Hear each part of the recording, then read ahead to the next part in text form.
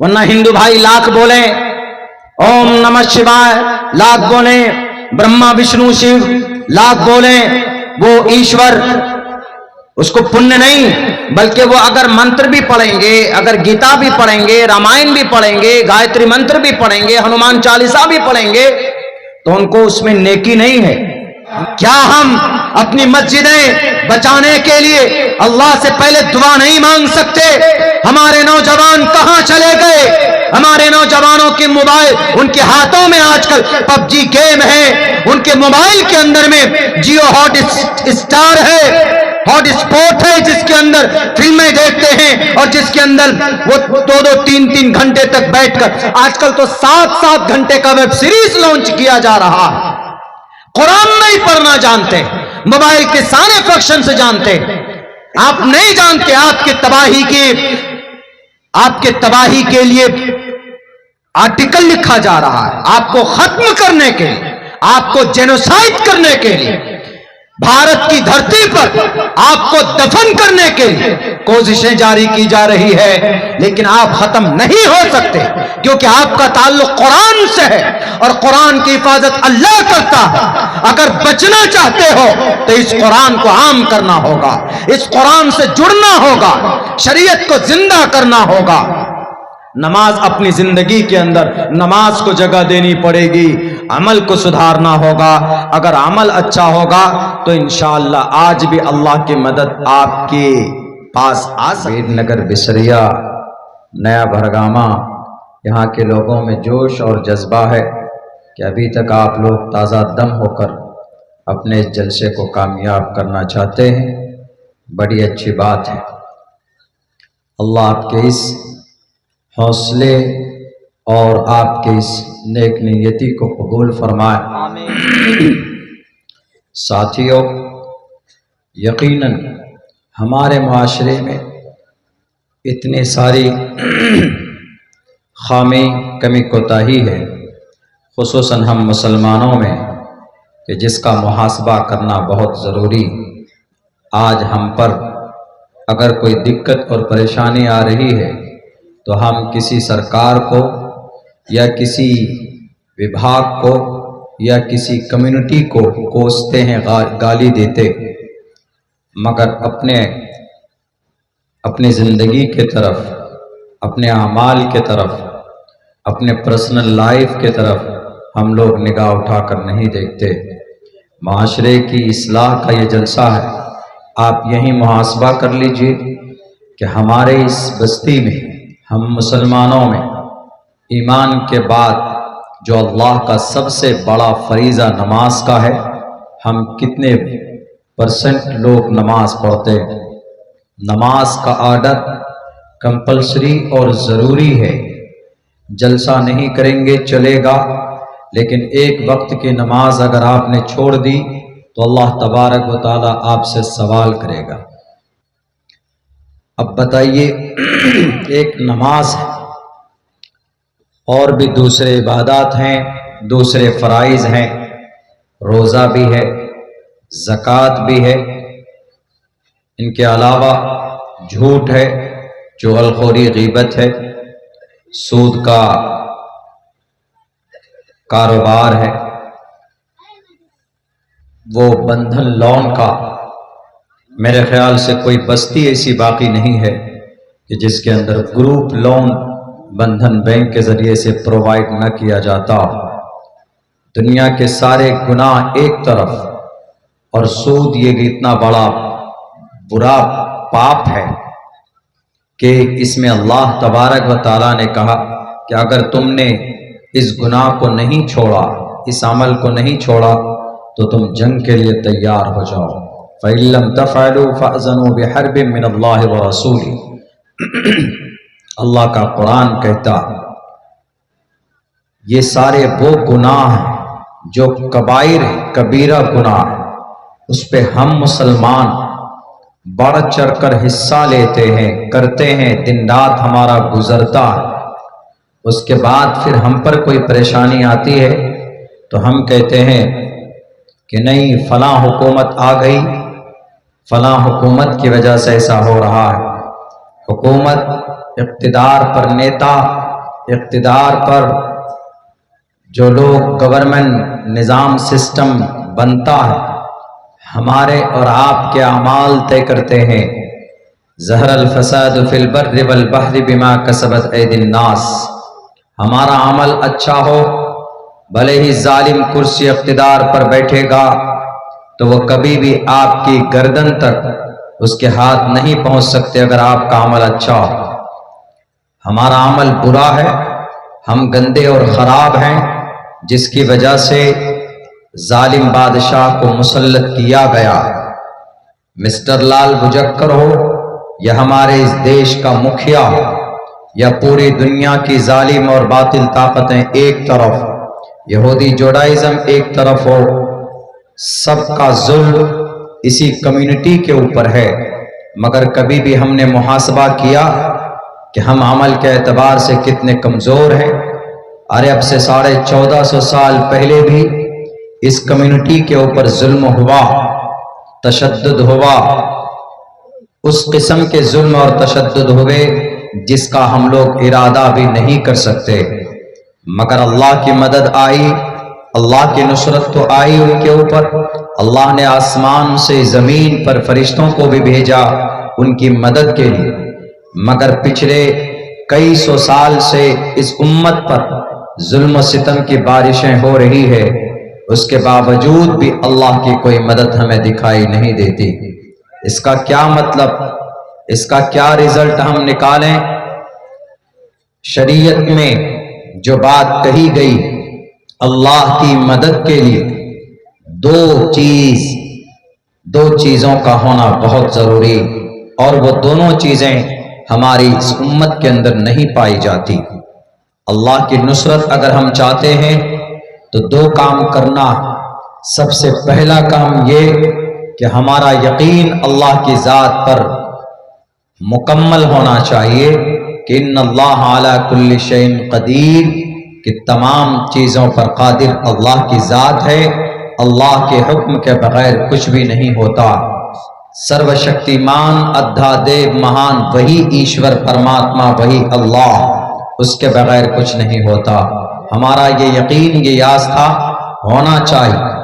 दूसरे नंबर पर जो काम करना है वो ये कि आपका अमल नेक हो, गलत अमल, गलत काम न करें।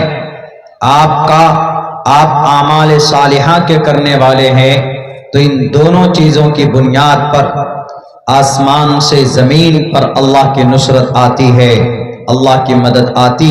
हमें तारीख़ और शरीयत इसी की तरफ रहनुमाई करती है।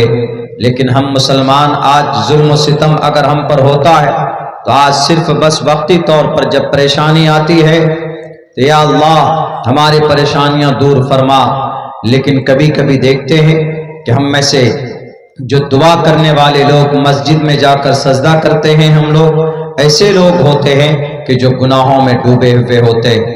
मुसलमानों, अल्लाह की ताकत में कोई कमी नहीं आई। अल्लाह की कुदरत आज भी अल्लाह कादिर है। अल्लाह ने फरिश्तों को, जिब्राइल को भेजना बंद कर दिया, लेकिन अल्लाह जब किसी की मदद करने पर आता है तो उसको किसी फरिश्ते की, किसी जिब्राइल की या किसी प्राणी की या किसी सबब की जरूरत नहीं है।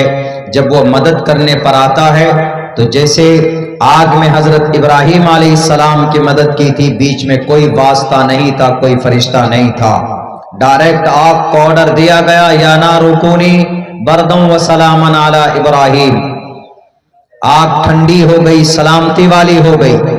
जिब्राइल मौजूद थे, अल्लाह तबारक व ताला की तरफ से भेजे गए। हजरत इब्राहिम ने कहा जिब्राइल से, जिब्राइल ने कहा कि अल्लाह के खलील, आप अल्लाह के खलील हैं, आप अल्लाह के बड़े चहीते हैं, आपको आग में डाला जाए, पूरी दुनिया के प्राणी, आसमान और जमीन में तमाम के तमाम मखलूकात हैरान शजदर है कि आपको आग में डालकर जलाकर राख कर दिया जाए। आप अल्लाह के नाम की बुलंदी की बात करते हैं, तो इसीलिए आप सिर्फ इशारा कीजिए, चंद सेकंडों के अंदर इसकी जो 3 महीने की जलाई हुई आग है, नमरूद ने 3 महीने तक आग रोशन की थी, अंगारे दहकाए थे, हजरत इब्राहिम अलैहिस्सलाम को उसमें डालने के लिए आप सिर्फ बोलिए 3 सेकंड के अंदर इन आगों का हम खात्मा कर देते। हजरत इब्राहिम ने कहा, तुम मुझे ये बताओ मेरा रब मुझे देख रहा है कि नहीं देख रहा है। उन्होंने कहा कि रब आपके तरफ नजर बनाए हुए, सब कुछ अल्लाह की नजर में है। उन्होंने कहा कि जाओ, मुझे तुम्हारी मदद की कोई जरूरत नहीं। अगर रब चाहता है कि खलील इब्राहिम आग में जलकर अपना हक पूरा करेगा तो मैं आग में जलने के लिए तैयार हूं। मेरे खून का एक एक कतरा मैं बहाने के लिए तैयार हूं, लेकिन मैं अल्लाह की रजा चाहता हूं। अल्लाह तबारक व तआला देख रहा है, मुझे किसी की मदद की जरूरत नहीं है।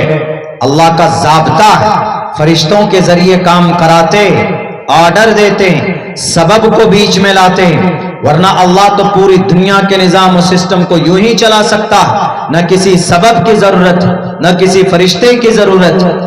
उपनिषद के अंदर भी ये बात कही गई है कि वो मुसब्बिबुल असबाब है, उसको किसी की मदद की जरूरत नहीं। नतश्च कश्चित पतरस्टीलुके नचिस्ता निवच्चितिस्य लिंगम सकारनम करना दीपा दीपो नचास्य कश्चित जनिता नचादीपा। कुरान करीम में इस मंत्र का तर्जमा वलम यकुल्लहु कुफुवन अहद से कर सकते हैं कि उसका कोई हमसर नहीं, वो किसी सबब का मोहताज नहीं। हजरत इब्राहिम ने कहा कि जाओ जिब्राइल, मुझे तुम्हारी मदद की जरूरत नहीं, मैं अल्लाह के लिए कर रहा हूं, अल्लाह मुझे देख रहा है। तो अगर मुझे बचाना चाहेगा तो बचा लेगा, अगर वो मुझे जलाना चाहेगा तो मैं जलने के लिए तैयार हूं। बहुत अल्लाह तबारक व तआला, अल्लाह ने मुझे बनाया है। अल्लाह जो चाहता है और जिस हालत में मुझे रखना चाहता है और जिस कुर्बानी के लिए मुझे पेश करना चाहता है, मैं तैयार हूं। हजरत जिब्राइल अमीन खड़े होकर देखते रह गए, और जब उनको हजरत इब्राहिम को आग में डाला जाने लगा तो डायरेक्ट अल्लाह ने आग को ऑर्डर दिया, डायरेक्ट या नारो कूनी, लफ्ज कुन, इसकी भी जरूरत नहीं है अल्लाह को। अल्लाह मशीयत चाह ले हो जाता है। डायरेक्ट अपने मस्तवी अर्श, अपने बैठे हुए वहीं से अल्लाह ने आग का ऑर्डर दिया, हो जा कूनी बरदम व सलामन अला इब्राहिम, तो आग ठंडी हो गई। इसी सिफत, अल्लाह की इसी सिफत को कहते हैं अल्लाहु अकबर, अल्लाह सबसे बड़ा है। अल्लाह को किसी की मदद की जरूरत नहीं होती, किसी सबब की जरूरत नहीं होती, अल्लाह बेनियाज है। तो मेरे भाइयों, जब कोई अल्लाह का होता है अल्लाह उसका हो जाता है। जब कोई अल्लाह के लिए कुर्बानी पेश करता है तो अल्लाह तबारक व तआला 2 कदम आगे बढ़कर उसका स्वागत और उसका मरहबा वेलकम करता है। आज उम्मत मुस्लिमा के ऊपर जुल्म ज़्यादती, हम मुसलमानों पर परेशानी, हमारी मस्जिदें तोड़ी जा रही, हमारे मदरसे बंद किए जा रहे, हमारे औकाफ की जमीनें हड़पने की कोशिश की जा रही। लोग तो बहुत आते हैं, बेईमान लोग बोलने वाले, क्या आप हमें ताकत दीजिए, हम तुम्हारी जमीन को बचाएंगे, तुम्हारे मदरसों को बचाएंगे। लेकिन ये कौम के सौदागर है, ये कौम के अंदर कौम को खोखला करने वाले, हमारे नौजवानों को गलत रास्ते पर ले जाने वाले। नहीं चाहिए तुम्हारी ये झूठे जुमले और तुम्हारी ये दूसरी तस्वीर। बेईमान हो तुम, कौम के साथ खिलवाड़ करते हो। अगर इस कौम की मदद कोई कर सकता तो वह अल्लाह की जात कर सकता। अगर इस कौम की रहनुमाई रहबरी हो सकती, अगर हमारी मस्जिदें बच सकती तो हमारे अमल से, हमारी दुआ से, हमारे कोहन से हमारी मस्जिदें बच सकती है। वरना कोई झूठी दावा करने वाला, अपनी झूठी गद्दी को बचाने वाला आपकी मस्जिद को बचाने के लिए कोई नहीं आएगा, आपके मदरसों को बचाने के लिए नहीं आएगा, आपके वक्फ की जमीनें कोई बचाने के लिए नहीं आएगा। बहुत सारे लोग आ गए हैं डुगडुगी बजाने के लिए, मेंढक की तरह, बरसाती मेंढक की तरह। कोई मसला खड़ा होता है, आओ हम तुम्हारे रहबर हैं, आओ हम तुम्हारे रहनुमा हैं। रहबर रहनुमा है, दोनों जवान सुप्रीम कोर्ट के अंदर जिनकी सुनवाई नहीं हो रही, उमर खालिद सरजिल इमाम खुले लफ्जों में, वाज़े लफ्जों में बोल रहा हूं, मेरी तकरीर रिकॉर्ड हो रही। 5 साल से इनके ऊपर हियरिंग भी नहीं हो रही है सुप्रीम कोर्ट के अंदर। क्यों नहीं उसको छुड़ाते हैं वहां पर जाकर? क्यों नहीं उसकी रहनुमाई रहबरी की जाती? क्यों नहीं उसके लिए आवाज बुलंद की जाती? मेरे भाइयों, बस सिर्फ एक जात है, वो जात अल्लाह की है। अल्लाह ने कल भी हमारी मस्जिद की हिफाजत की थी।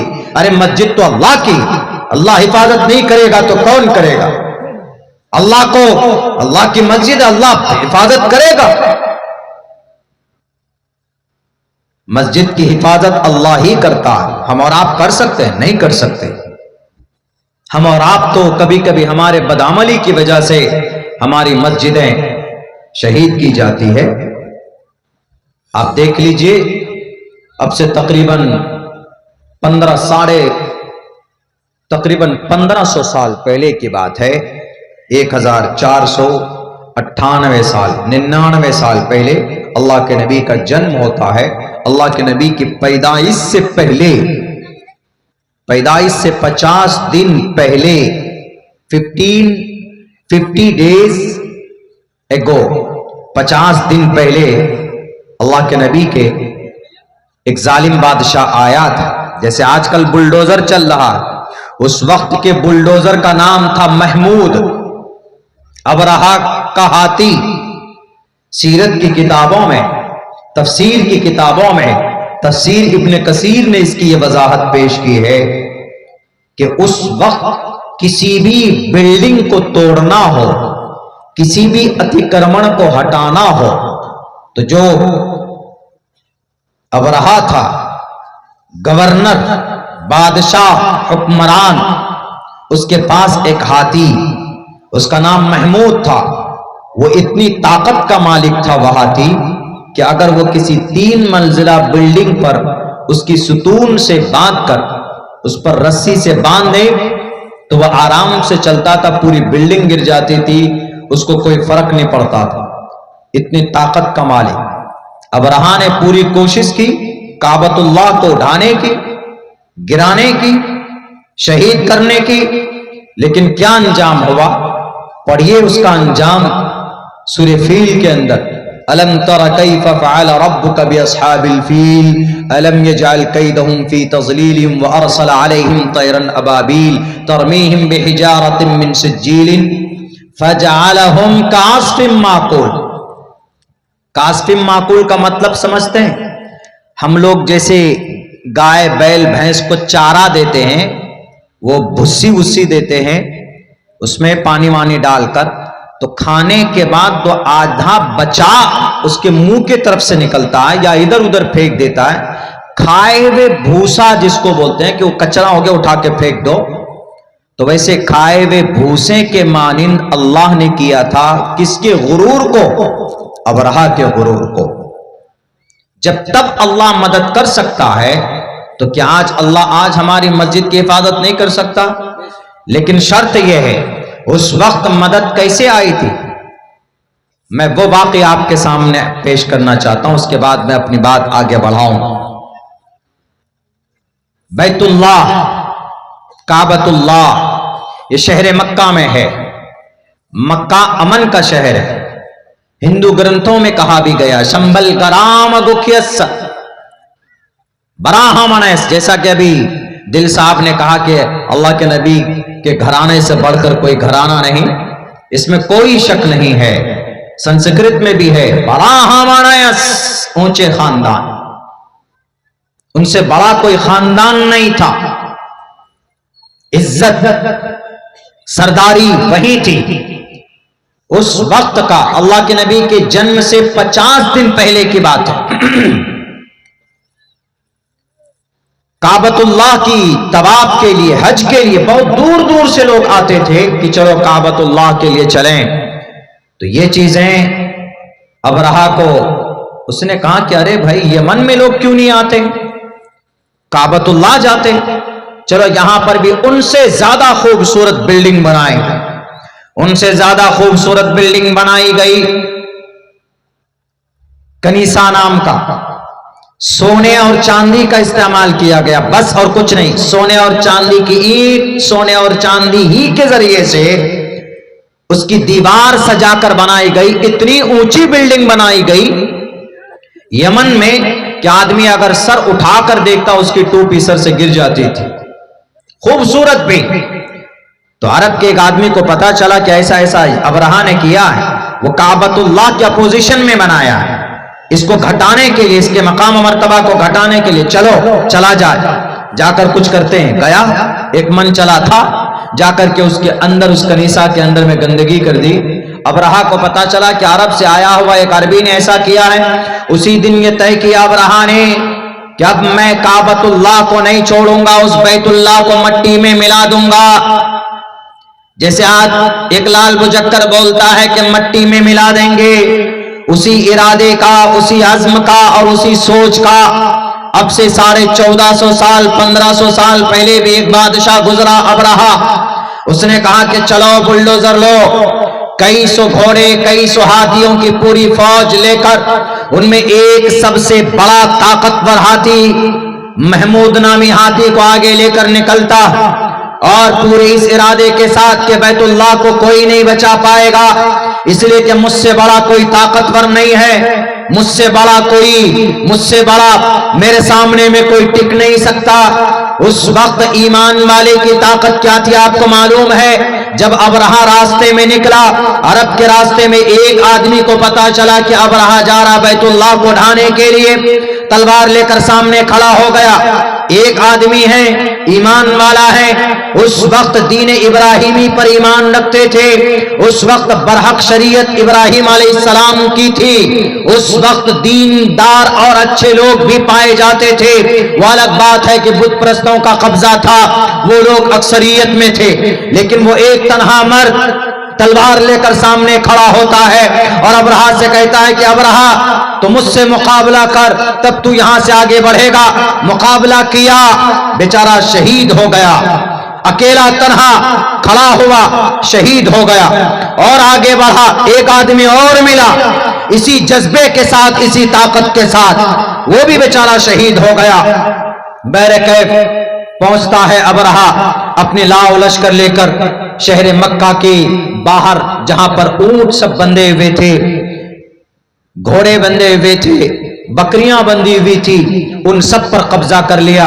और अबरहा ने कहा कि भेजो, अपने शहर के मुखिया को भेजो। अब्दुल मुत्तलिब आए। अब्दुल मुत्तलिब कौन है नौजवानों? बहुत से नौजवानों को मालूम नहीं है। सलमान खान के बिग बॉस का कब एपिसोड लॉन्च हो रहा है ये बता देंगे, लेकिन अल्लाह के नबी का नाना का नाम नहीं मालूम, दादा का नाम नहीं मालूम, आपके कितने बेटे नहीं मालूम, कौन सा हीरो कब लॉन्च हो रहा है, कौन किसका बेटा है, ये सब हमारे नौजवानों को मालूम है। आपको, हमको अपनी शरीयत से ज्यादा मोहब्बत होनी चाहिए। अब्दुल मुत्तलिब अल्लाह के नबी का दादा अबरहा के सामने आते, दीनदार, शरीफ और सरदार, अल्लाह की जात पर यकीन कामिल, और अबरहा के सामने अबरहा से कहते, अबरहा मेरे 200 ऊंट पर तुमने कब्जा किया, मुझे दे दो। उन्होंने कहा कि ऊंट बचाने की बात कर रहे हो, मैं तो तुम्हारा बैतुल्लाह गिराने आया हूं, तुम्हारी मस्जिद ढाने आया हूं, बुलडोजर लेकर आया हूं, और तुम ऊंट की बात कर रहे हो, तुमको तो मस्जिद छुड़ाने की बात करनी चाहिए ना। जैसे आजकल कुछ मसनूई कौम के डुप्लीकेट कायद लोग कौम की हमदर्दी लेने के लिए बोलते हैं कि हम तुम्हारे मदरसों को बचाएंगे, हम तुम्हारी मस्जिद को बचाएंगे। यही लोग सबसे ज्यादा सौदा करते हैं। भारत में 9.5 लाख वक्फ की जमीन है, 4.5 लाख जमीन वक्फ बोर्ड में रजिस्टर्ड है, उनमें से आधी जमीन बेचने वाला हिंदू नहीं है, इस देश का मुस्लिम बड़े बड़े नेता है। इनकी पेट फाड़ कर देखिए, 3-3, 4-4 हजार करोड़ रुपए की प्रॉपर्टी बेचकर बैठा हुआ है नालायक, और लोगों के सामने माइक लेकर खड़े होकर बोलता है कि हम तुम्हारे वफादार हैं। इन्हीं मुनाफिकों की वजह से हमारी मस्जिदें और हमारे मदरसे नरके में, इन्हीं नालायकों की वजह से, इस उम्मत की गुनाह की वजह से, हमारे और आपकी गुनाह की वजह से अल्लाह जालिमों को मुसल्लत करता है। तलाक के ऊपर कानून बना किनकी वजह से? हम मुसलमानों की तलाक का मिसयूज करने की वजह से। वरना क्या मोदी नहीं जानता कि बेटी का सम्मान तलाक के ऊपर कानून बनाने से नहीं होगा? यत्र नार्यस्तु पूजन्ते रमन्ते तत्र देवता। इस्लाम में इतनी सख्ती नहीं की गई है औरत के सम्मान पर, यानी लफ्ज इस्तेमाल नहीं किया गया जितना सख्त लफ्ज इस्तेमाल किया गया वेदों के अंदर। यत्र नार्यस्तु पूजन्ते रमन्ते तत्र देवता तत्र तास्तु न पूजन्ते न रमन्ते न तत्र देवता। अधे पश्यस्तमोपरि संतराम पादकौहर त्रिशदशो दश वर्षा भार्गो मिंदेन नग्निकाम एकविंशति वर्षा वा सप्रा वर्षा वाप्नुयात। ये लफ्ज इस्तेमाल हुआ औरत के सम्मान में, लेकिन नहीं, क्यों? हम लोगों ने तलाक का मिसयूज किया, गलत इस्तेमाल किया। मिस्टर मोदी को मौका मिल गया, कानून बना दिए हमारे प्रधानमंत्री जी। हम मौका देते। बैरकैफ अब्दुल मुत्तलिब ने कहा कि अब रहा, ये जो 200 ऊंट पर तुमने कब्जा किया इसका मालिक मैं। कहा काबतुल्लाह? कहा तो अल्लाह का घर है, मस्जिद अल्लाह का घर है। इन्ना अहब्बल बिलादी इलल्लाहि मसाजिदुहा व अबग़ज़ुल बिलादी इलल्लाहि अस्वाक़ुहा। मस्जिद अल्लाह का घर है, वो अल्लाह का घर है, अल्लाह जानेगा। ये ऊंट का मालिक मैं हूं, मैं लड़ूंगा इसके लिए। कहा कि अच्छा, तो तुम जंग नहीं करना चाहते? कहा नहीं, हम जंग नहीं करें, आपको जो करना हो कीजिए। कहा कि अब रहा, मुझे अल्लाह की जात पर भरोसा है, अल्लाह का घर है, अल्लाह जरूर अपने घर की हिफाजत करेगा। तुमको मिटाना है, गिराना है, गिराओ, लगाओ तुम बुलडोजर। ये कहकर काबतुल्लाह के पास आया और वहां पर दुआ की काबतुल्लाह के खिलाफ को पकड़ करके, अल्लाह ये जालिम है, तेरे घर को गिराना चाहता है, हम कमजोर हैं, हम इसके सामने में मुकाबला नहीं कर सकते, इसके सामने खड़े नहीं हो सकते, इसलिए कि इसके सामने में बुलडोजर है, इसके सामने में ताकत है, इसके सामने में ईडी इनकम टैक्स, इसके सामने में सारे यंत्र तंत्र है। आपकी जुबान में हम कुछ नहीं कर सकते, लेकिन ये अल्लाह तुझसे बड़ा ताकतवर कोई नहीं है, बस तुझसे दुआ करता हूं इस घर की अजमत को बचा ले, इस घर को बचा ले। इतना कहकर टोटल मक्का वासियों से कहा कि निकल जाओ, शहर खाली कर दो। इसीलिए कि अल्लाह तबारक व तआला का अजाब जरूर आएगा इस जालिम बादशाह पर। यकीन देखिए, आज है हम मुसलमानों को यकीन अल्लाह की जात पर। आज कोई परेशानी होती है तो हम डायरेक्ट मुखिया जी के पास, कोई परेशानी आती है तो डायरेक्ट एमएलए साहब के पास, कोई दिक्कत आती है तो डायरेक्ट पुलिस वाले के पास। सबसे बड़ा मुखिया, सबका पालनहार अल्लाह है। अल्लाह के नबी का तरीका था, जब भी कोई परेशानी आती 2 रकात नमाज की नीयत बांधते, सजदे में जाकर अल्लाह से फैसला कराते। ये तरीका, ये निजाम, ये सिस्टम इस जमात से, इस कम्युनिटी से, मुसलमानों के बीच से खत्म हो चुका है। कोई नहीं जानता। अपनी परेशानी अल्लाह के सामने सबसे पहले रखा जाए। दुआ की, निकल गए, मैदान से बाहर निकले। अबरहा ने कहा कि ठीक है, जाओ तुम, मैं दिखाता हूं, तुम्हारी एक भी ईंट नहीं बजेगी, एक एक ईंट को, एक एक पत्थर को उठाकर लेकर जाऊंगा। कहा कि जाओ, तुम्हारे पसलियों में ताकत है, तुमने इरादा कर लिया है तो करो। जैसे ही अबरहा अपनी फौज को ऑर्डर देता है, वो जो उनका बुलडोजर था, महमूद नामी बुलडोजर, वो पंचर हो गया। हाथी था, बैठ गया, जा ही नहीं रहा था सामने। उसको उठाता, उसको उसके ऊपर छड़ी बरसाई जाती, वो सामने की तरफ नहीं उठ रहा था, दाएं बाएं पीछे की तरफ उठाता तो उड़ जाता, आगे की तरफ करता तो बैठ जाता। सारे जितने भी थे जानवर, जितने भी बुलडोजर लाया था वो सब सबकी यही हालत थी। ये प्रोसेस चल ही रहा था। अब्राहा ने कहा कि इनको छोड़ो, बुलडोजर को, चलो हथौड़ा लेकर तोड़ो। जैसे एक मस्जिद शहीद की गई हथौड़ा लेकर, ईंट लेकर। आगे निकले। इसी बीच में आसमान के ऊपर एक चिड़ियों का झुंड, तैरन अबाबिल जिसे कहा जाता, अल्लाह तबारक व तआला की तरफ से भेजे गए। हर एक परिंदे के चोंच पर, उनके दोनों हाथ, उनके पैरों पर छोटे छोटे पत्थर के दाने, पत्थर का टुकड़ा, चने के दाल या मसूर के दाल के मानिन मसूर। मसूर की दाल कितनी छोटी होती, उसका दाना कितना छोटा होता है। वो हाथ में लिए हुए ये 2 दाल का दाना है, चने के दाल के मानिन या मसूर के दाल के मानिन।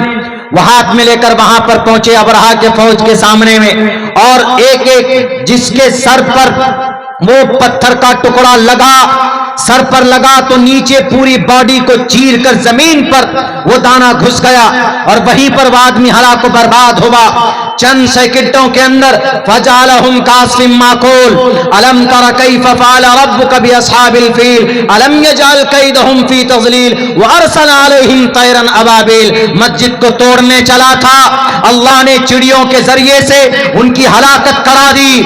क्या अल्लाह आज वो ताकत नहीं है अल्लाह के पास? क्या अल्लाह सो गया है? अलियाज़ु बिल्लाह। क्या अल्लाह नहीं देख रहा है कि हमारी मस्जिदें शहीद की जा रही है? क्या अल्लाह की आज वो मस्जिदें अल्लाह का घर नहीं है? अरे कयामत तक मस्जिदें अल्लाह की घर रहेंगे, कयामत तक उस पर किसी का कब्जा नहीं हो सकता है। लेकिन शर्त यह है, अल्लाह की नुसरत आने के लिए, अल्लाह की मदद आने के लिए अब्दुल मुत्तलिब जैसा यकीन जरूरी, अब्दुल मुत्तलिब जैसा अमाल सालिहा जरूरी।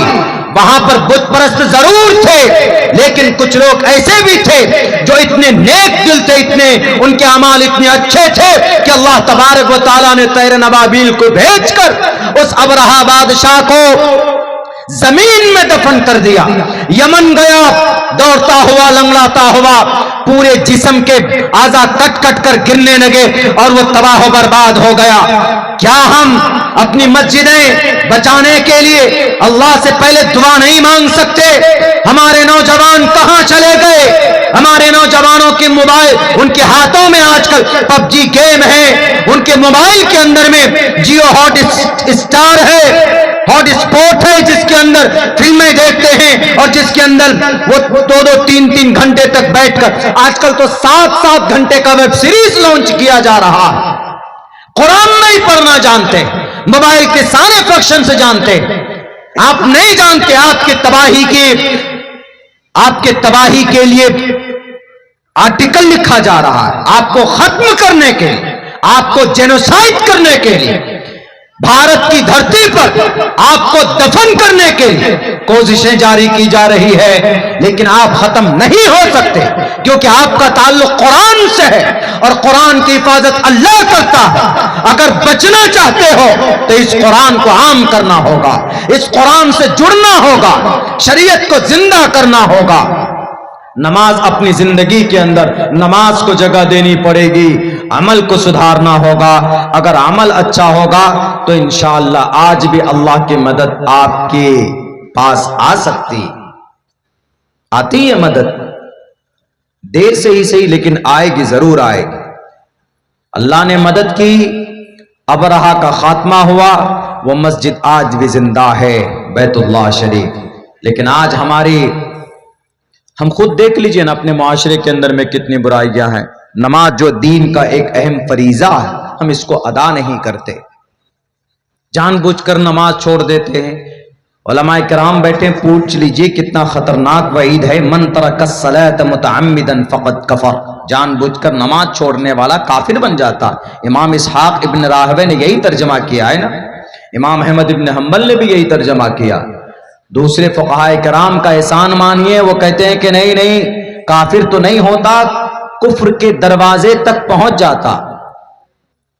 मेरे नौजवानों, आपकी जवानी बड़ी कीमती, आपके जो 15 साल से लेकर 40-45 साल की जो उम्र है, यह मक्खन है, मक्खन। आप कौम की तकदीर है, इसको बनाइए, और इसको बनाना कैसे? मोबाइल के जरिए से नहीं होगा, सोशल मीडिया पर एक्टिव होने से नहीं होगा।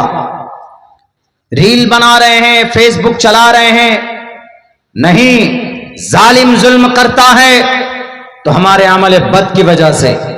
कोई परेशानी हमारे बीच में है तो हमारी बुज़दिली की वजह से। अल्लाह तबारक व तआला ने भी आपको बोलने की इजाजत दी है और जुल्म के खिलाफ लड़ने की इजाजत दी है। आपको जुल्म के खिलाफ लड़िए, पढ़िए, अपने आप को स्ट्रांग बनाइए। हमारा नौजवान पढ़ता क्यों नहीं है? हमारा नौजवान क्यों सोशल मीडिया में फिल्में और गानों के पीछे अपनी जिंदगी बर्बाद कर रहा? 6 घंटे में एक दिन कलकत्ता से बैठा मालदा के लिए, 6 घंटे तक एक नौजवान के कान में लीड एयरफोन लगा हुआ गाना सुनता रहा, अपना काम करता रहा। 6 घंटे में अगर वो कुरान करीम की तिलावत भी सुन सकता था तो कुछ और मामला होता। एक हर्फ पर 10 नेकियां। मन क़रा हर्फम मिन किताबिल्लाह फलहु बिही हसनतुन वल हसनतु बिअशरि अमसालिहा, रवाहुल बुखारी। अल्लाह के नबी अलैहिस्सलाम फरमाते, एक हर्फ पढ़ोगे तो 10 नेकी अल्लाह तबारक व तआला तुम्हें अता फरमाएगा। ये जुस्तजू, ये हौसला हमारे नौजवानों में नहीं है, होना चाहिए। नौजवानों, अगर ये उमंग नहीं है आपकी जिंदगी के अंदर, नमाज के फराइज जानने की कोशिश नहीं करते, आप दरूद नहीं जानते, आप दुआए क़ुनूत नहीं जानते, सूरे फातिहा नहीं जानते, दुआए मासूरा नहीं जानते, अत्तहियात अगर हम नहीं जानते हैं तो हम इस जमीन पर बोझ के अलावा कुछ नहीं। अरे तन्हा एक ऐसा मजहब है कि अगर आप अल्लाह का भी नाम लेते तो अल्लाह आपको नेकी देगा। वरना हिंदू भाई लाख बोले ओम नमः शिवाय, लाख बोले ब्रह्मा विष्णु शिव, लाख बोले वो ईश्वर, उसको पुण्य नहीं, बल्कि वो अगर मंत्र भी पढ़ेंगे, अगर गीता भी पढ़ेंगे, रामायण भी पढ़ेंगे, गायत्री मंत्र भी पढ़ेंगे, हनुमान चालीसा भी पढ़ेंगे, तो उनको उसमें नेकी नहीं है। हिंदू भाइयों का अकीदा ये होता है, मुसलमानों का अकीदा कुरान से क्या होता है कि चलो भाई कोई दिक्कत, कोई परेशानी आई, कोई अल्लाह वाले के पास गए तो वह सूरह फातिहा पढ़कर दम कर देते हैं, कोई आयतुल कुर्सी पढ़कर दम कर देते हैं, अल्हम्दुलिल्लाह रब्बिल आलमीन अर्रहमानिर रहीम मालिक यौमिद्दीन इय्याका नअबुदु, या कोई आयतुल कुर्सी पढ़ देते हैं, अल्लाहु ला इलाहा इल्ला हुवल हय्युल क़य्यूम, या कोई और सूरत पढ़कर कर देते हैं। तो उससे शिफा भी मिलती है और ऊपर से उन्होंने जो पढ़ा है उसका सवाब भी उनको मिला है। 2 फायदा, किल 2 बर्ड्स विथ 1 स्टोन, एक तीर से 2 शिकार, फायदा भी होगा, सवाब भी मिलेगा। इसके बरखिलाफ हिंदू समाज में ऐसा नहीं, क्रिश्चियन में ऐसा नहीं है, जैन में ऐसा नहीं है, बौद्ध में ऐसा नहीं। हिंदुओं के ऐसा है कि अगर किसी भूत को भगाना हो तो हनुमान चालीसा पढ़ते हैं, जय हनुमान ज्ञान गुण सागर, जय कपीसते होलो को उजागर, रामदूत अतुलित बलदामा, अंजनी पुत्र पवन सुतनामा। उनका अकीदा है कि इसको पढ़ने से भूत भाग जाता है, परेशानी विघ्न हो जाता है, विघ्न हरता हो जाता, निकल जाता। लेकिन क्या हनुमान चालीसा के पढ़ने से पुण्य मिला, नेकी मिली? नहीं मिली। जैसे कुरान पढ़ने से आपको परेशानी भी दूर होगी और आपको नेकी भी मिलेगी, लेकिन जैसे हनुमान चालीसा पढ़ने से हो सकता है उनके अकीदे के हिसाब से उनकी दिक्कत दूर हो सकती है, उनके अकीदे के हिसाब से, लेकिन उनको पुण्य नहीं मिलेगा। ये तो आपका कुरान है। तन्हा पूरी दुनिया के अंदर एक ऐसा कुरान, एक ऐसी इल्हामी किताब है जिसका एक लफ्ज किसी इंसान का नहीं, खुदा के तरफ से। दुनिया में सबसे ज्यादा बोली जाने वाली लैंग्वेज की किताब कुरान है। सबसे ज्यादा बोली जाने वाली लैंग्वेज अरबी मानी जाती, अंग्रेजी तो अभी हो गई, लेकिन अरबी जन्नतियों की भी जुबान है। यह कुरान एक ऐसी किताब है, तौरात सुरियानी जुबान है, इंजील और जबूर अलग अलग जुबान में, दसातीर आवानी जुबान में, लेकिन कुरान अरबी जुबान में। यह तन्हा एक ऐसा कुरान है। जर्मनी के कुछ लोगों ने बाइबल को जमा किया, तकरीबन 2 लाख बाइबल, उसको पढ़ा।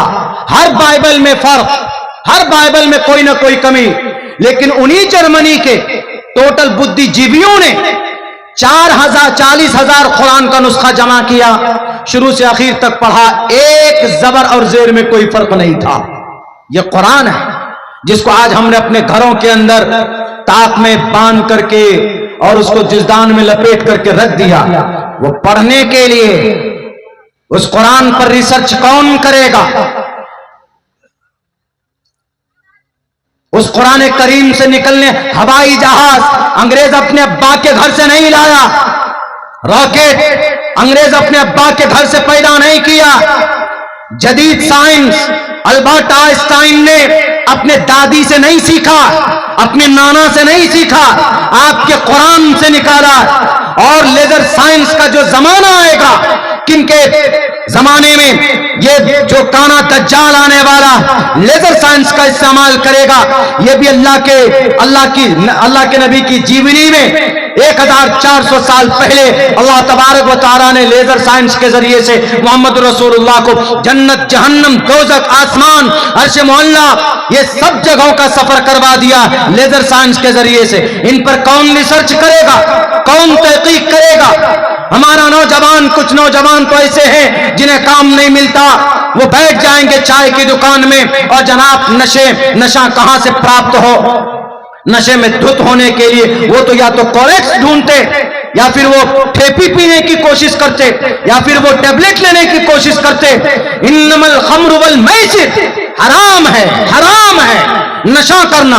चाहे आप कॉलेक्स पीजिए, चाहे आप नेट्रावेट खाइए, चाहे आप सुलेसन सूंघिए, चाहे आप दारू पीजिए, चाहे आप ताड़ी पीजिए, ये सब इन्नमल खम्रु में आता है और अल्लाह का कुरान कहता। मेरी बात अगर आपको बुरी लग रही हो नौजवानों, अल्लाह ने आपको इसलिए नहीं पैदा किया। अरे इस उम्मत के फिरौन को का खात्मा करने वाला नौजवान ही था, एक 13 साल, एक 14 साल की उम्र थी। अरे आपको मालूम है हजरत अल्लाह के नबी के साथ खड़े होने वाले सबसे पहले हिम्मत देने वाले कोई मर्द मुजाहिद था तो हजरत अबू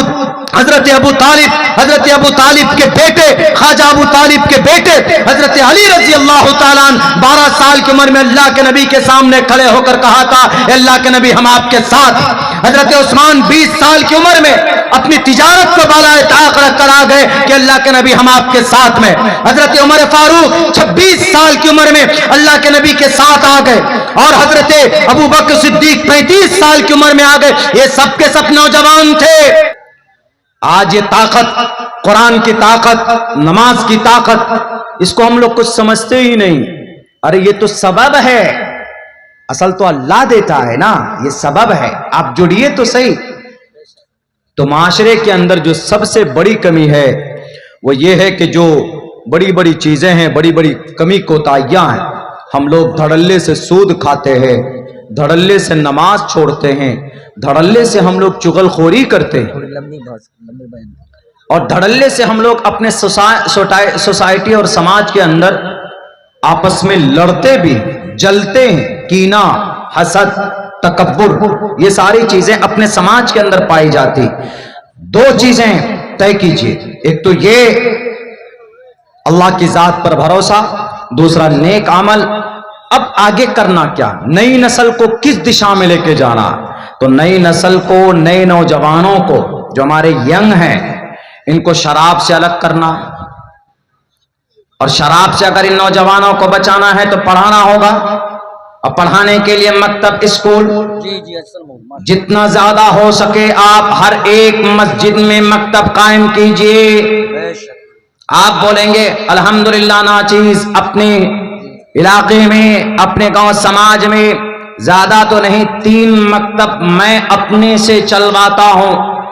3 मकतब, बहुत ज्यादा नहीं, मैं 5-10 भी बोल सकता था, लेकिन हमने शुरुआत ये की कि मदरसा चलाने में तो बड़ी मेहनत होती है, पसीना बहाना पड़ता है, खून को पसीने के जरिए बाहर निकलवाना पड़ता, तब मदरसा चलता है।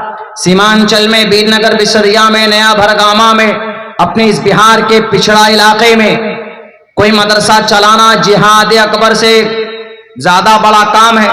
दिक्कत, परेशानी, वसाइल नहीं है।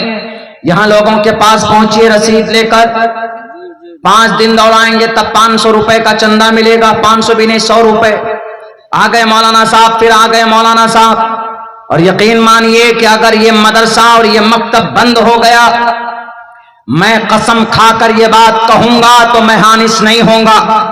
मदरसा और मकतब बंद हो गया, मुसलमानों, लोग मुल्हिद हो जाएंगे, लोग मुर्तद हो जाएंगे। ये चीज हमने अपनी नजरों से देखी है। राजस्थान के इलाके में जाना हुआ, कुरान करीम एक तरफ, हनुमान जी की तस्वीर एक तरफ। हमने कहा कि भाई ये क्या माजरा है कुरान के सामने में हनुमान जी? उन्होंने कहा कि हनुमान तो है, लेकिन ये हनुमान ही तो अल्लाह के नबी है ना, इन्हीं पर कुरान नाजिल हुआ था ना। बताइए, 90 किलोमीटर दूर शहर से, भीलवाड़ा डिस्ट्रिक्ट बिगोत शहर में रहता था, वहां से जब हम जाना हुआ, हमने उनको समझाया। हमने कहा कि आपको ये किसने बात बताई? बोला कि मौलाना मेरे अब्बा का इंतकाल हुआ है, तो पहली बार समझिए कि मैं अपनी जिंदगी में 40-45 साल की उम्र रही होगी। बोला कि मैं पहली बार 45 साल की उम्र में हमारी बस्ती में कोई टोपी दाढ़ी वाला आया है, मैं लेकर आया हूं आप लोगों को वहां से। आज तक वहां आलिम दीन तो दूर की बात, वहां कोई कुरान हदीस अल्लाह रसूल नहीं जानता था। बड़ी बड़ी मूछें हैं, सबको यही अकीदा कि हनुमान के ऊपर कुरान नाजिल हुआ। कम से कम आधे गांव का यही अकीदा, हनुमान के ऊपर कुरान नाजिल हुआ। सबसे पहला काम हमने ये किया वहां पर, हमने कहा यहाँ कोई मस्जिद है? उन्होंने कहा कि मौलाना एक मस्जिद है, वो कम से कम कई सौ साल से बंद पड़ी हुई है, वो कोई बादशाह के जमाने के थे। हम लोग वहां पर गए, हमने कहा कि इस मस्जिद को आबाद कर सकते हैं? बोला हाँ हम लोग कर सकते हैं। हम लोग गए थे कुरान खानी दुआ करने के लिए, लेकिन वहां पर 2, 2.5, 3 दिन रुककर हम लोगों ने उस मस्जिद की सफाई की, और फिर अपने ही इदारे के, अब वहां रहने के लिए कोई तैयार नहीं, अपने ही इदारे के जहां पर हम लोग रहते थे, वहां के एक उस्ताद को हमने कहा कि आप रहिए यहां पर और यहां पर बच्चों को तालीम दीजिए। अल्हम्दुलिल्लाह अल्हम्दुलिल्लाह उस बस्ती में तकरीबन अभी तक 17 हाफिज कुरान पैदा हो चुके हैं। 17 हाफिज कुरान। उस मस्जिद में मकतब हमने चालू करवाया था, उसी मस्जिद में मकतब है, मस्जिद है। अब तब सब लोगों को वहां पता चला। वो जुमे में बयान भी करता था कि अल्लाह के नबी पहले पूरी सीरत बयान की, फिर उसके बाद अल्लाह के नबी के ऊपर कुरान नाजिल हुआ। तब उन्होंने ये भी बात की कि अल्लाह के नबी की कोई तस्वीर नहीं है, कोई पिक्चर नहीं है, बल्कि तस्वीर खींचना, पिक्चर खींचना तो गुनाह है। अल्लाह के नबी की हदीस है, अम्मा आयशा रिवायत करते हैं, ला तदखुलुल मलाइकतु बैतन फीही कल्बुन औ तसावीरुन। ये हम लोग जो सेल्फी लेते हैं, सेल्फी फोटो, ये भी उन्हीं में से, बंदर की तरह लाल किया जाएगा। आइए हजरत सेल्फी। कुछ इलाकों में तो कहते हैं कि 1.25 घंटे का बयान नहीं होता, 1.5 घंटे की सेल्फी सेशन हो जाता। पूछे दिल साहब से, स्टेज से लेकर रूम तक, और रूम में भी खाने के बाद हजरत ग्रुप सेल्फी, ये सब मतलब इतना वो चल पड़ा है। तो हमने, उस बेचारे ने बड़ी मेहनत की, पूरा का पूरा गांव, पूरी की पूरी बस्ती के अंदर तब्दीली आई। तो आप अगर गांव को बदलना चाहते हैं, अगर आप चाहते हैं कि माशरे की इस्लाह हो, तो एक दिन के कॉन्फ्रेंस से कुछ नहीं होगा। हमेशा के लिए आप अपनी बस्ती में मकतब को वजूद में लाइए, या जो मकतब है उसको आबाद कीजिए। वो आबाद कैसे होगा? ये जो गोश्त खाते हैं ना हम लोग, योगी जी की अम्मा जो काट के खा जाते हैं हम लोग 200, 250, 300 रुपए में, इसको कम कीजिए। मछली खा जाते हैं हम लोग। रात एक प्रोग्राम में, 2-3 रोज पहले एक प्रोग्राम में थे, खूब मटन चिकन लेकर आया, खाइए। हमसे नहीं खाया जाता, ना मटन ना चिकन। हमको सिंपल सादा खाना दे दीजिए, चाय के साथ रोटी दे दीजिए, सूखी भी रोटी हम खुशी से खा लेंगे। हमारे लिए वही सबसे बढ़िया डिश है, सबसे बढ़िया वही दाल रोटी हम पसंद करते हैं। कम खाइए, इन चीजों में बंदिश लगाइए, और पैसा बचाकर बैंक में जमा मत कीजिए। अपने बच्चों की तालीम पर खर्च कीजिए, अपने बच्चों को पढ़ाइए। इंशाअल्लाह आपका बच्चा पढ़ेगा तो आपका बेटा अगर इस धरती के ऊपर में कामयाब होगा तो आपकी बस्ती का नाम नहीं, पढ़ा लिखा होगा तो कल कयामत में भी आपके लिए निजात का जरिया बनेगा। बच्चों को हाफिज भी बनाइए, बच्चों को मास्टर भी बनाइए। जब जरूरत पड़े वो बच्चा हर मैदान में निकल जाएगा। बच्चे को जरूरत पड़े, अभी एसआईआर हुआ बिहार में, फॉर्म नहीं भरना जानते थे हम लोग। हम में से बहुत सारे नौजवान ऐसे कि हजरत फॉर्म भरा जाता, कैसे भरा जाएगा? कम से कम बच्चों को इतना पढ़ाइए कि अगर आपके घर में कोई ऑफिसर पहुंचता है सरकारी, केस IR कैसे किया जाएगा, राशन कार्ड का फॉर्म कैसे भरा जाएगा, कहां पर क्या, ताकि वो बच्चा पढ़ सके। और ये कैसे होगा? ये जब होगा जब हम अपने गांव के अंदर तालीमी इदारा बनाएंगे। पूरी बस्ती मिलकर एक तालीमी इदारा नहीं चला सकता। हम हर हफ्ते 5 किलो हम मटन खा सकते हैं, गोश्त खा सकते हैं, मछली खा सकते हैं। क्या हम पूरे महीने में 500 रुपए नहीं बचा सकते? अगर 500 रुपए बचा लिया जाए तो आपके गांव के मस्जिद के इमाम का उनकी तनख्वाह भी निकल सकती है, और वही मस्जिद का इमाम आपके बच्चे को कुरान करीम की तालीम भी दे सकता है। और उन्हीं पैसों से 2, 3, 4, 5 मास्टर भी आ सकता है जो आपके बच्चों को अंग्रेजी तालीम दे, आपके बच्चों को साइंस की तालीम दे। साइंस की तालीम कुरान के खिलाफ नहीं, अंग्रेजी तालीम कुरान के खिलाफ नहीं। अंग्रेजी जुबान अंग्रेज के अब्बा का नहीं है। दुनिया की सारी जुबानें अल्लाह की है। इख्तिलाफ अल्सिनतिकुम व अल्बानिकुम। और हमारे नौजवान आज इतने बुज़दिल इसलिए हैं, उनको या तो जानकारी नहीं, उनको न शरीयत के बारे में जानकारी है, न देश के संविधान के बारे में जानकारी है, न कानून के बारे में जानकारी। कम से कम उनको इतनी जानकारी होनी चाहिए कि जिससे वो हराम हलाल की तमीज कर सके। और कम से कम इतना दुनिया के बारे में जानकारी होनी चाहिए कि ब्लॉक में जाए तो उसको पता होना चाहिए कि RTPS कितने पैसे में होता, और जनाब राशन कार्ड कितने पैसे में, ऑनलाइन कैसे फॉर्म फिलअप किया जाता। ये सारी चीजें पता होनी चाहिए।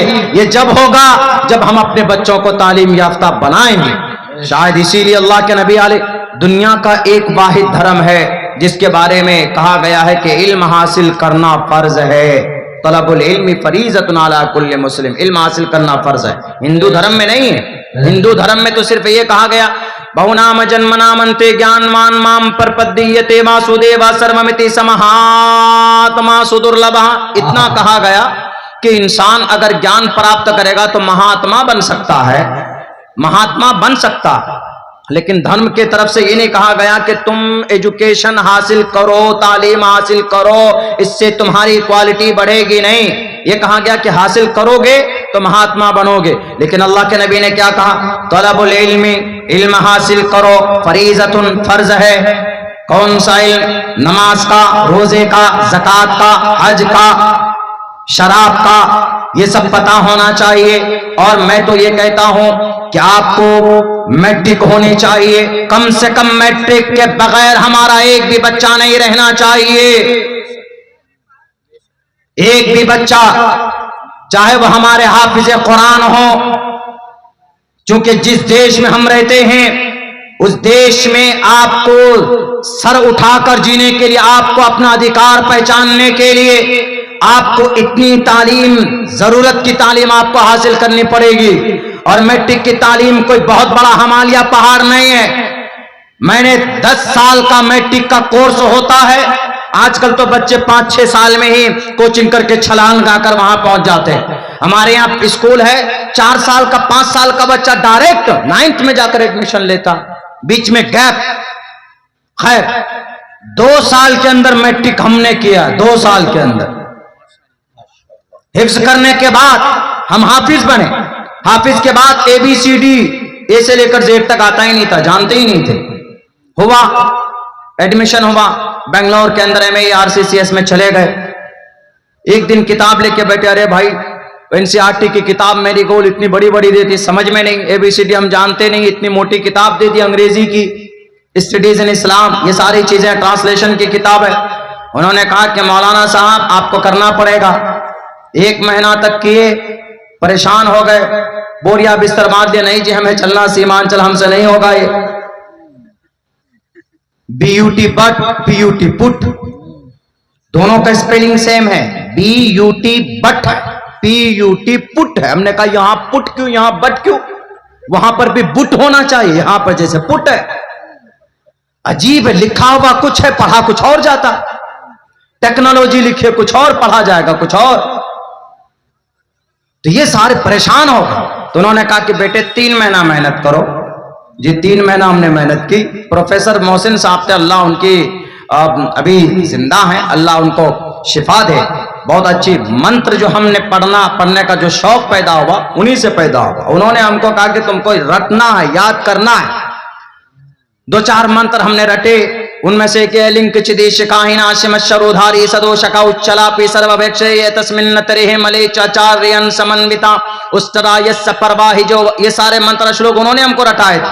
लेकिन बाद में हमने इसके ऊपर फिर बाज़ाब्ता संस्कृत के ऊपर हमने उस्मानिया यूनिवर्सिटी से ऑनलाइन क्लासेस करने के बाद फिर हमने इसके ऊपर में बाज़ाब्ता संस्कृत लैंग्वेज को सीखा, इसकी जुबान सीखी कि नहीं इसकी जरूरत हमें है, इस पर हमें मेहनत करनी चाहिए। बैरक है। 3 महीने के बाद उन्होंने कहा कि अब क्या आप जाइए सीमांचल। कहा कि नहीं सर पढ़ूंगा। जनाब 200 300 वर्ड मीनिंग अल्फाज देते थे, याद करना है। हम लोग 15 मिनट में याद करके बैठ जाते थे, दंग हो जाते थे। प्रोफेसर साहब कि आखिर क्या वजह है?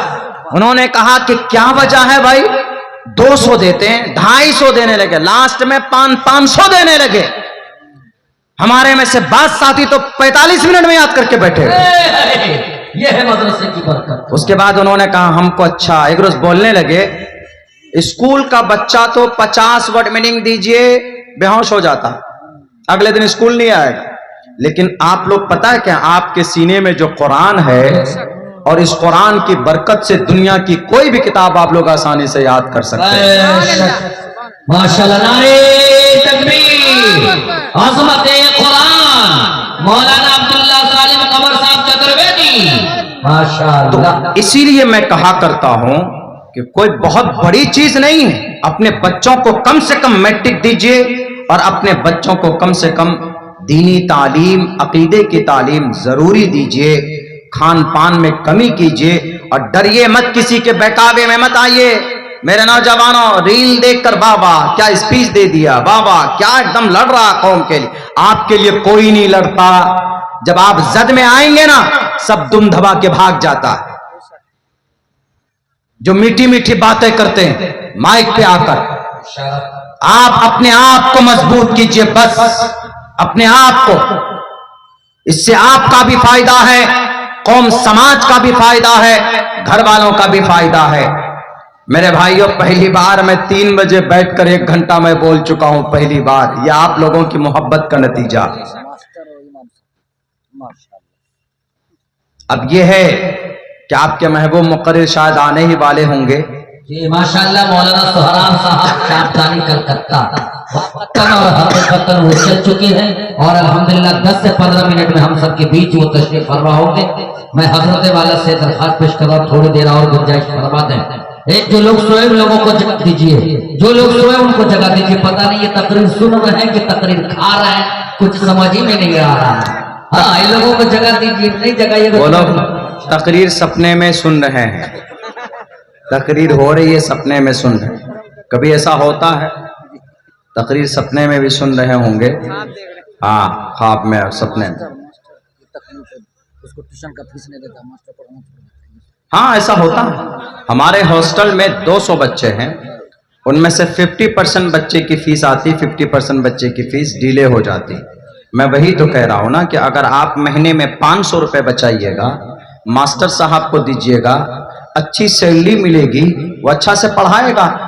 जब उसको सैलरी नहीं मिलेगी तो कभी बीच में गैर हाजिरी करेगा, कभी 2 दिन में, 3 दिन में, 4 दिन में।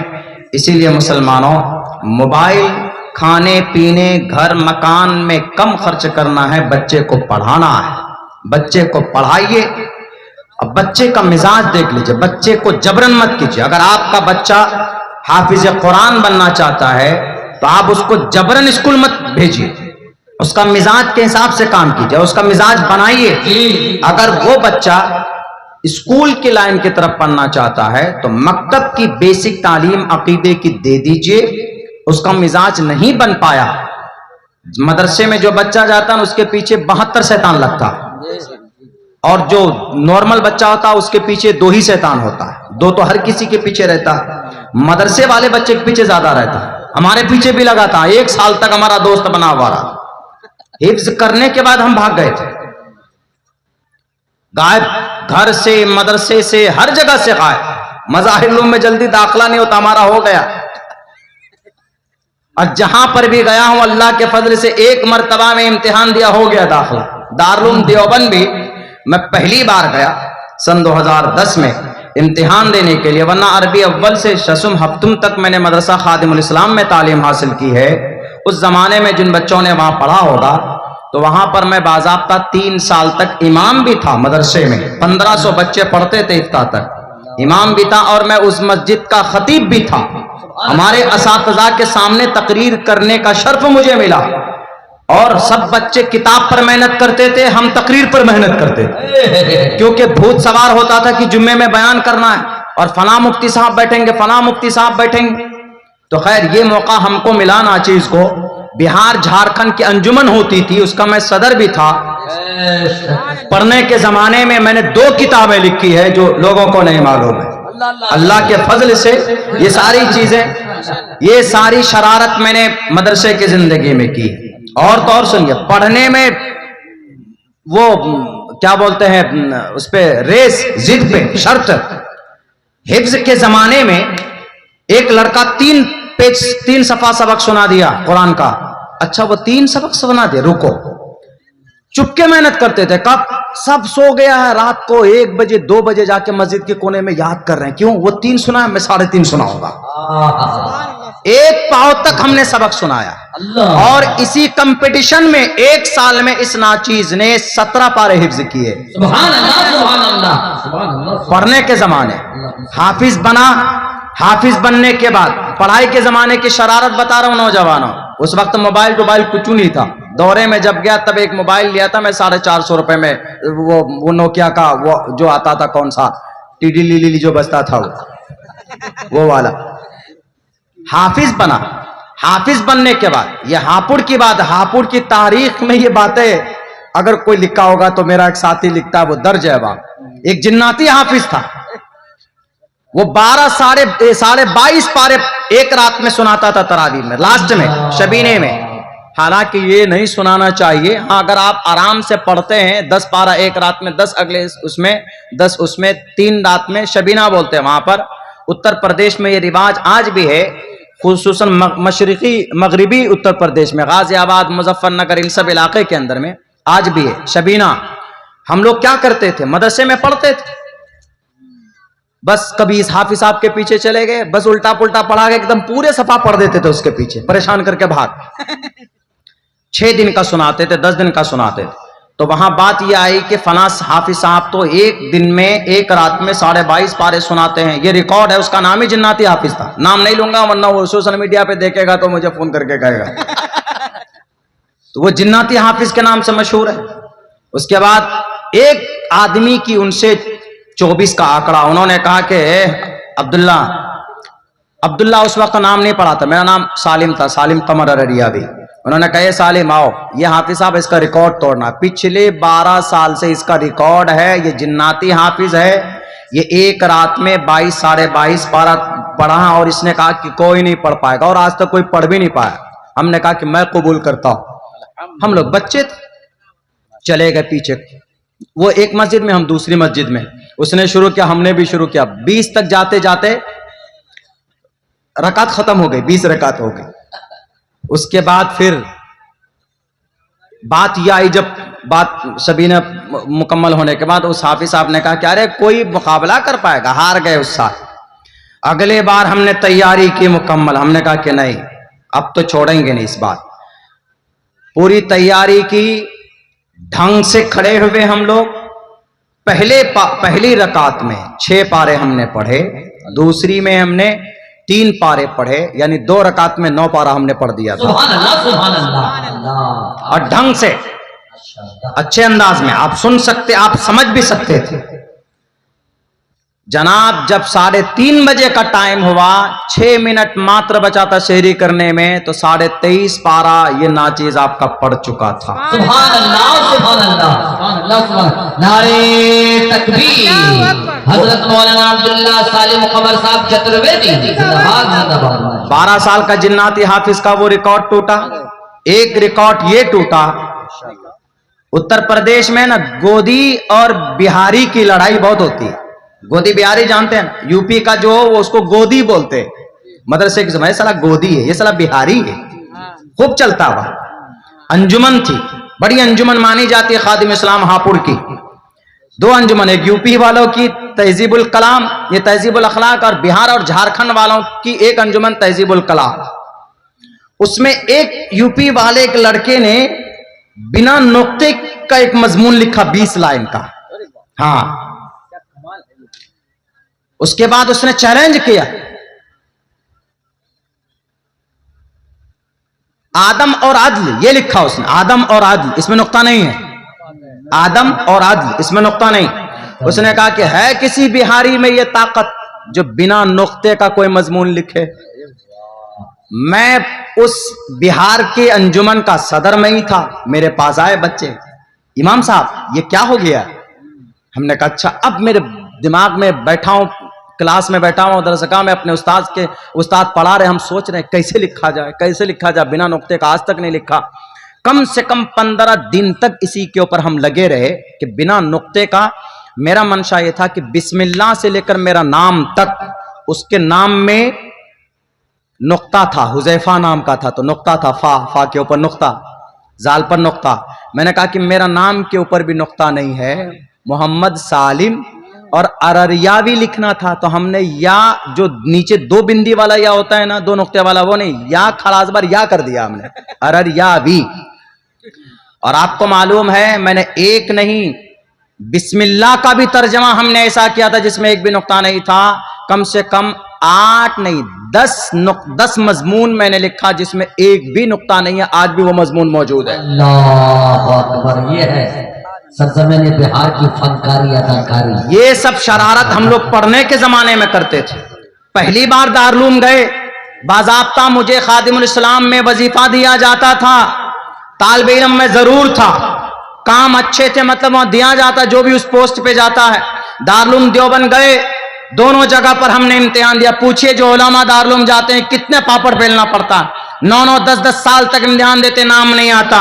अच्छी सलाहियत के मालिक, उनका भी नाम नहीं आता, दाखिला नहीं होता, वहां सिफारिश नहीं चलती किसी की।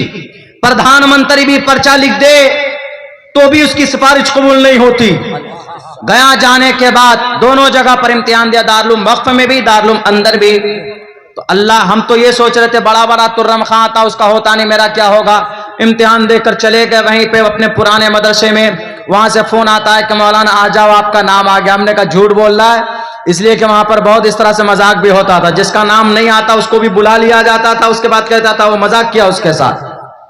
अल्लाह के फजल से इस बेटे का, आपके इस बच्चे का दोनों जगह पर नाम आया, दोनों जगह पर दारुल अंदर में भी और दारुल वक्फ में भी नाम आया। तो पढ़ने का शौक और जज्बा हो तो बच्चे किसी भी मैदान में कामयाबी के झंडे गाड़ सकते हैं। अल्लाह ने इतना दिमाग तो आपको दिया है। मुझे कभी उम्मीद है, मैंने इसलिए अपना यह वाकया सुनाया है, जिंदगी में पहली बार मैंने सुनाया, पहली बार मैंने कहीं कोई चर्चा नहीं किया। मैंने इसलिए किया है कि हमको मोटिवेट करने वाला कोई नहीं था। पैसा हम लोग घर से नहीं मंगाते थे, बस तरावी 3-3 4-4 जगह सुनाते थे। कहीं से 500 मिला, कहीं से 300 मिला, कहीं से 400 मिला, वही पूरे साल का खर्चा होता था हम लोग, वही चीजें। तो इसीलिए आप अपने बच्चों को तालीम दीजिए, आप अपने बच्चों को पढ़ाइए, नेक बनाइए, इंशाअल्लाह तबारक व तआला तब मुआशरे की इस्लाह होगी। अल्लाह से दुआ करता हूँ अल्लाह कहने सुनने से ज्यादा अमल की तौफीक अता फरमाए। बहुत बहुत शुक्रिया, जज़ाकल्लाह, अस्सलामु अलैकुम व रहमतुल्लाहि।